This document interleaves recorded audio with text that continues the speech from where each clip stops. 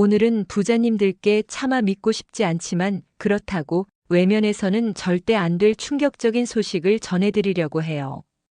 끝난 줄 알았던 코로나, 그 지긋지긋한 악몽이 훨씬 더 교활하고 강력한 모습으로 우리 턱 밑까지 다가왔다는 끔찍한 사실이에요. 안녕하세요, 부자님들. 피가 되고 살이 되는 특급 정보만 전해드리는 부자고입니다. 오늘도 부자님들 항상 건강만 하시라고 부자님들의 건강을 위해 건강부자 준비했습니다. 지금 이 순간에도 아시아 전역, 특히 우리와 가까운 중화권 국가들은 속수무책으로 번지는 감염병 공포에 휩싸여 있어요. 이것은 더는 코로나도 이제 감기 수준이네가 아니에요. 새로운 변이들은 기존의 면역 체계를 비웃듯 뚫고 들어오고 있고 각국 의료 체계는 또다시 붕괴 직전으로 내몰리고 있어요. 과연 대한민국은 그리고 소중한 우리 가족은 이 거대한 위협으로부터 안전할 수 있을까요?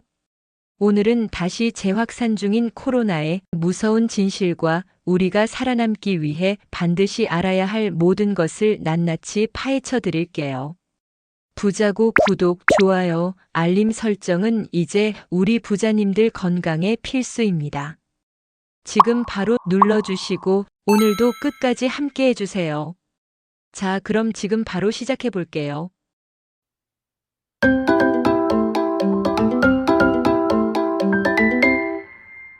부자님, 지금 아시아 각국에서 들려오는 소식들은 그야말로 처참해요. 마치 몇 년 전 팬데믹 초기, 우리가 겪었던 공포와 혼란이 데자뷰처럼 반복되는 듯한데요. 가장 먼저 대만 상황을 볼게요. 최근 단 일주일 만에 코로나로 응급실을 찾은 환자가 그 전주보다 무려 88%나 폭증했어요. 중증 환자도 90명 넘게 발생했고 소중한 목숨을 잃는 분들도 계속 나오고 있어요. 홍콩은 또 어떤가요? 최근 불과 한 달 동안 코로나로 인한 사망자가 30명에 육박했고 확진율은 1년 만에 최고치를 갈아치웠어요. 태국에서는 연중 최대 축제 송크란 이후 확진자가 걷잡을 수 없이 늘어 한 주 만에 확진자가 2배 이상 폭증한 3만 3천 명을 기록했어요. 부자님, 이것은 먼 나라 이야기가 아니에요. 비행기로 불과 몇 시간 거리, 우리와 활발히 교류하는 나라들에서 벌어지고 있는 실제 상황이에요. 이 검은 그림자가 언제 우리 머리 위를 덮칠지 모른다는 사실, 절대 간과해서는 안 돼요. 그렇다면 지금 우리를 공포로 몰아넣고 있는 이 새로운 코로나 변이 바이러스들은 과연 얼마나 더 독하고 교활해진 걸까요? 우리나라에서도 최근 가장 많이 검출되는 변이는 MB181이라는 낯선 이름의 녀석이에요. 이 변이는 지난 2월 국내에서 처음 모습을 드러낸 이후 최근에는 전체 검출 바이러스 중 21% 이상을 차지할 정도로 빠르게 세력을 넓히고 있어요. 전문가들은 이 변이가 기존의 백신이나 감염으로 얻은 면역을 회피하는 능력이 이전 변이들보다 더 뛰어나다고 분석하고 있어요. 더욱 우려스러운 점은 세계보건기구가 최근 플러트라고 불리는 새로운 하위 변이군의 출현과 확산에 주목하고 있다는 사실이에요. 이 플러트 변이들은 기존 변이보다도 전파력이 더 강하고 면역 회피 능력이 뛰어날 수 있다는 초기 연구 결과들이 나오고 있어 전 세계 방역 당국이 긴장하고 있어요. 부자님, 정보가 부족하고 변이가 계속 진화한다는 것, 이것이 바로 현재 코로나 상황의 가장 무서운 점이에요. 우리가 어떤 적과 싸워야 하는지조차 제대로 알지 못한 채 끌려다닐 수 있다는 불안감. 이게 현실이에요. 그렇다면 현재 대한민국, 우리나라는 과연 이 새로운 공격에 맞설 준비가 되어 있을까요?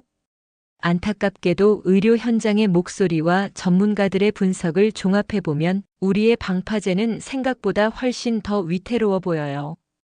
최근 국내 병원급 의료기관에서의 코로나 바이러스 검출률이 불과 한 주 사이에 3배 가까이 급증했다는 사실, 이것은 결코 가볍게 넘길 신호가 아니에요. 많은 전문가들이 올여름, 특히 7월과 8월에 우리나라에서도 코로나가 다시 한번 크게 유행할 수 있다고 강력히 경고하고 있어요. 하지만 더 근본적인 문제는 만약 재유행이 현실화되었을 때 우리를 보호해야 할 의료 시스템이 과연 버텨낼 수 있느냐 하는 점이에요. 부자님도 잘 아시겠지만 의대 정원 확대로 촉발된 집단 이탈 사태로 인해 대학병원의 의료 인력 공백은 여전히 심각한 상황이라고 해요. 한 대학병원 교수는 이렇게 절망감을 토로했어요.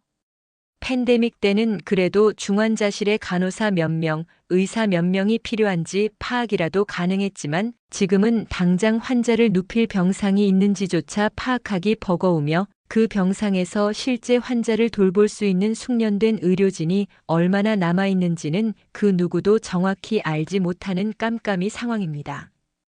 즉, 병상은 있어도 환자를 돌볼 사람이 없다는 정말 끔찍한 상황이 벌어질 수 있다는 거예요.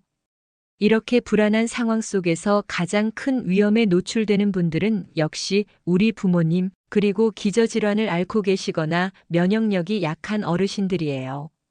올해 우리나라에서 코로나로 입원한 전체 환자 중 65살 이상 어르신들이 차지하는 비율이 무려 59.3%, 거의 10명 중 6명에 달해요. 이 숫자는 그 무엇보다 분명하게 경고하고 있어요. 코로나 바이러스의 주된 공격 대상은 이번에도 변함없이 우리 사회의 가장 취약한 골이 바로 어르신들이라는 것을요. 특히 고혈압, 당뇨, 심뇌혈관 질환 등 만성 질환을 앓고 계신 어르신들은 코로나에 감염될 경우 중증으로 진행될 가능성이 훨씬 높고 사망에 이를 위험 또한 매우 커요. 그리고 대만에서도 최근 코로나 중증 환자 중 90% 이상이 변이 바이러스의 효과적인 백신을 접종하지 않았다는 사실은 우리에게 시사하는 바가 정말 커요. 나는 괜찮겠지, 우리 부모님은 건강하시니까라는 안일한 생각이 돌이킬 수 없는 결과를 초래할 수 있어요. 그렇다면 이처럼 암담하고 절망적으로 보이는 상황에서 우리는 과연 무엇을 해야 할까요? 정부는 국내 상황이 아직 안정적이라고 발표하고 있지만 의료 현장의 목소리는 전혀 달라요. 결국 지금처럼 불확실성이 높은 시기에는 우리 스스로를 지키기 위한 노력을 그 어느 때보다 철저히 해야 해요. 살아남기 위한 첫 번째 방법, 바로 개인 방역수칙의 철저한 준수예요. 질병관리청도 다시 한번 강조하고 있어요. 마스크 착용과 주기적인 손 씻기, 밀폐된 공간에서의 환기, 그리고 아프면 쉬는 것. 너무나 당연한 이야기처럼 들리지만 의료 시스템이 불안정한 지금 상황에서는 이런 기본적인 방어막들이 우리를 지키는 가장 현실적이고 강력한 무기가 될 수 있어요. 두 번째, 백신 접종이에요. 여전히 가장 중요한 예방수단 중 하나예요. 백신 접종은 감염 자체를 완벽히 막지는 못하더라도 중증으로 진행되거나 사망에 이르는 위험을 크게 낮춰주는 것은 분명해요. 특히 고위험군이신 어르신들과 만성질환자분들께서는 반드시 최신 지침에 따른 추가 접종을 적극적으로 고려하셔야 해요. 세 번째, 증상 발생 시 즉각적인 대처예요. 열이 나거나 목이 아프고 기침이 나는 등 코로나 감염이 의심되는 증상이 나타난다면 절대로 가볍게 여기지 마시고 즉시 검사를 받으셔야 해요. 지금처럼 대형 병원 이용이 어려울 수 있는 상황에서는 증상 초기부터 동네 병의원 주치의와 긴밀히 상담하며 적절한 대처를 하는 것이 매우 중요해요. 마지막으로 5월 23일 질병관리청에서 발표한 최신 호흡기 감염병 예방수칙 알려드릴게요. 첫째, 기침 예절 실천. 기침할 때는 휴지나 옷소매로 입과 코를 가리고 하기. 사용한 휴지나 마스크는 바로 쓰레기통에 버리기. 기침 후 반드시 올바른 손 씻기 실천. 사용한 휴지나 마스크는 바로 쓰레기통에 버리기. 둘째, 올바른 손 씻기의 생활화. 흐르는 물에 비누로 30초 이상 손 씻기. 외출 후, 식사 전후, 코를 풀거나 기침 재채기 후, 용변 후 등. 셋째, 씻지 않은 손으로 눈, 코, 입 만지지 않기. 넷째, 실내에서는 자주 환기하기.